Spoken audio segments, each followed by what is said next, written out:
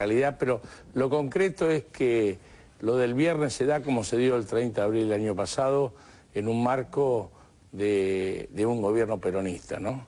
Que no había gobierno peronista desde Perón.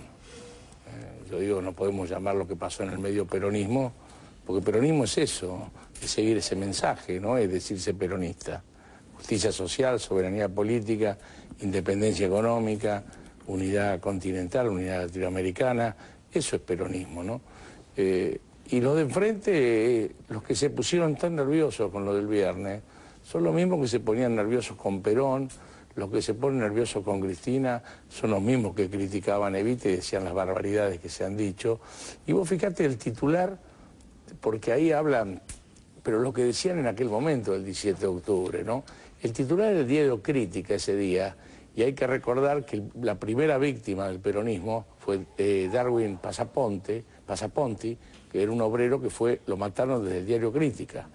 Y Crítica decía, el titular catástrofe de ese día, que era un vespertino Crítica, decía, grupos aislados que no representan al proletariado argentino tratan de intimidar a la población. Esa era la visión del establishment de ese momento, de ese 17 de octubre. Después, ya más descansado, un diputado radical, San Martino, el año siguiente, dijo que había sido el aluvión zoológico. Obviamente, del campo nacional hay lecturas que tienen más que ver con la realidad, y Scalabrino Ortiz decía, es el sustrato de la patria sublevado, ¿no? Ahora, el 18 de abril del 45, Clarín no salió directamente. No, el 18 de octubre. De octubre, perdón. Ah, directamente no salió. Directamente no salió. No salió con ninguna aviso Con ninguna. de lo que había ocurrido. Ninguna. De todas maneras, a mí me tocó participar del acto, porque yo participo de la corriente sindical en Mendoza, con Julio, varios compañeros más. Creo que es un momento histórico. Lo que vimos en River, antes habían movilizaciones de desocupados y excluidos. Hoy las movilizaciones son de trabajadores y de incluidos. Entonces, hoy estamos viviendo un momento histórico. Creo que hace 65 años era una etapa, y hoy lo que hay que revalorizar, probablemente porque estamos viviéndola, no tomamos dimensión, pero lo que estaban ahí eran trabajadores. Sí.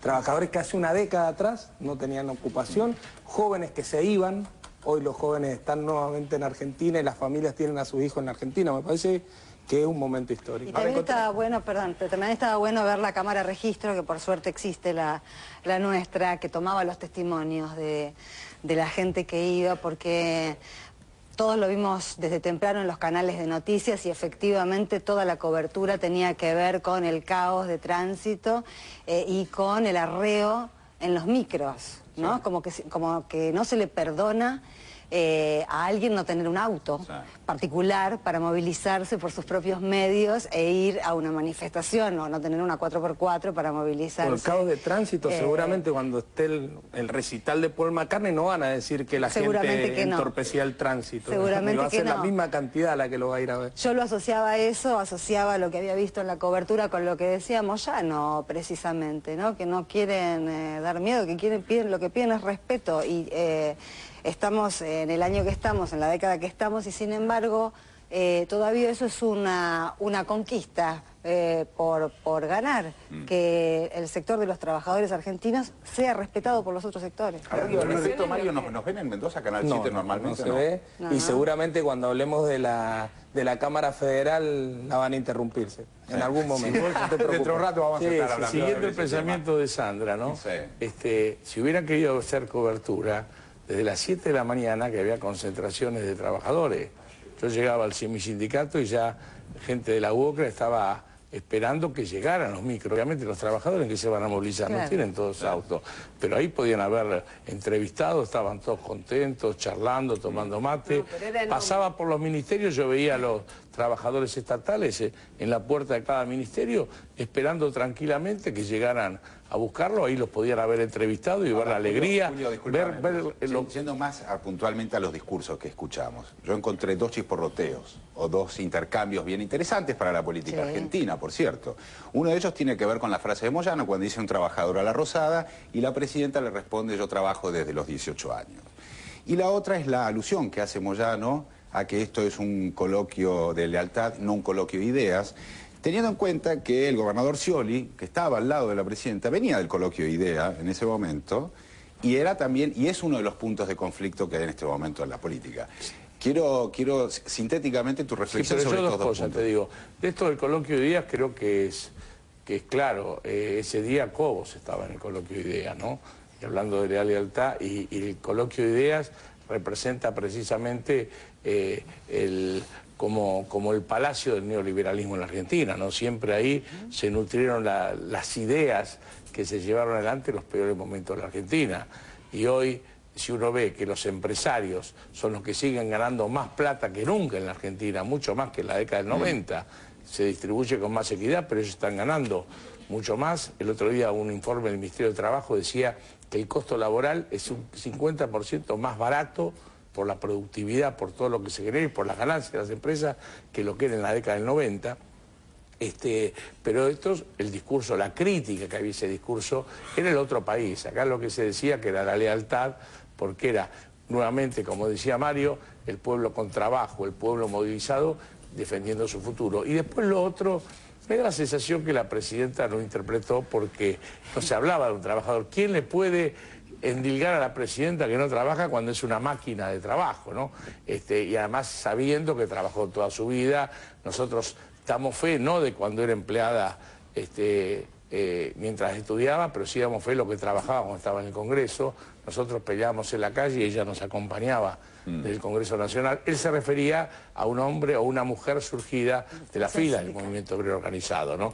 Por eso un poco la confusión, que vos fijate que no casualidad la prensa amarilla hizo como el centro, ¿no? Que buscan ver en dónde pueden encontrar un chisporroteo o un cortocircuito.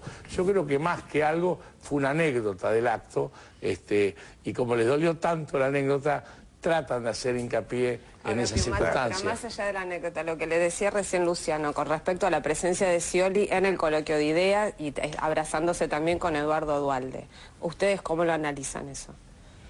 Bueno, Scioli tendrá que tener una decisión, el gobernador de la provincia de Buenos Aires, el distrito más importante.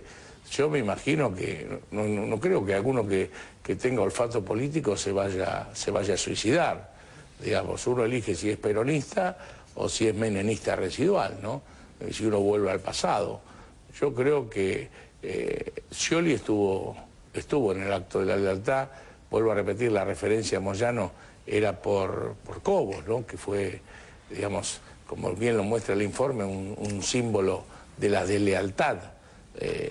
Bueno, compañero Scioli, yo creo que por más que se trate con determinados actores, me parece que ha representado en todos estos años, digamos, un apoyo al proyecto nacional y popular, y hoy que anda mejor que nunca, no creo que esté pensando en otro camino. Prueba está que estuvo con otros gobernadores, estuvo en el acto de la lealtad. Es interesante lo que planteaban, me parece, Lucho y Nora respecto de Scioli. Es un nombre que hoy aparece, en estos días, apareció como conflictivo.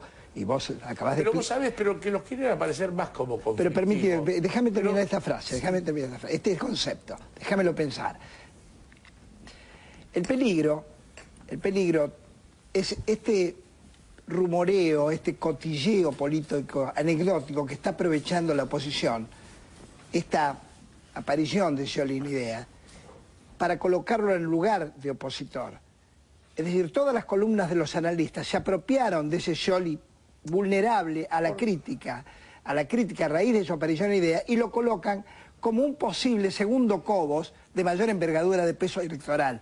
Esto, hay alguna forma, supongo que tendrá alguna forma, él mismo, de resolverlo públicamente, para evitar que esa corriente de sospechas y de conspiraciones, en las que yo probablemente no creo más en la opinión que vos decís acerca de Scioli, pero bueno, la realidad es lo que está ocurriendo en los medios hoy. Pero por supuesto, los medios van a buscar de todas formas, es decir, los medios, no los medios, el poder económico, es decir, Manieto y compañía, necesitan en el proceso de confusión quedarse con unos votos peronistas. Entonces, desde ahí que tratan de elaborar, vos fíjate que los medios jamás lo incorporan ni a la presidenta, ni al presidente del PJ, como peronista, dicen kirchnerista, lo tratan de sacar del peronismo. Es decir, la maniobra de confusión creo que es clara, porque en la medida que puedan coaptar, ellos saben que si no coaptan votos peronistas, no pueden ganar la elección, no pueden derrotar al proyecto nacional y popular. Entonces están lanzados esa maniobra de confusión. Yo digo que si Scioli no hubiera estado en River, merecía todo esto. Evidentemente, lo que nosotros no podemos hacer es seguir la agenda que nos imponen los poderes económicos, que lo que buscan es profundizar estas cosas para que no hablemos lo importante. Acá, como todas las cosas, lo importante es que no se hable de la magnitud de este acto y de lo que significa políticamente este acto. Y creo que, por eso digo, el acto habla por sí solo, dejémoslos a los que se enroscan en su propio odio, que le hagan la interpretación que quieran, porque el desafío ya lo lanzó Moyano. Y eso los preocupa más. El desafío es 1 millón de trabajadoras y trabajadores el 1 de mayo en la 9 de julio. Esteban, ¿alguna reflexión sobre lo que pasó el viernes? Lo que me surgía cuando aparecían las intervenciones de Sandra en relación a una historia que siempre aparece una y otra vez, cada vez que hay una movilización, la contraposición entre la movilización organizada y la movilización espontánea, ¿no? Que hay como una especie de entronización del independentismo, de que no van en micro, no fueron, pues, digo, ¿cuál es el problema que los trabajadores o las organizaciones del pueblo se movilicen, se organicen y viajen de forma articulada a una manifestación? Creo que ahí hay con el conflicto del campo esto surgió mucho, ¿no? Que se resaltaba el rol de que la gente va sin que la convoquen, va autónomamente, va de forma independiente, y eso me parece que ahí hay un intento de horadar la organización y la militancia y la construcción de colectivos que apunta de lleno, ¿no? a los movimientos sindicales, los movimientos de toda índole. Totalmente de acuerdo. Muy bien, vamos a cambiar de tema.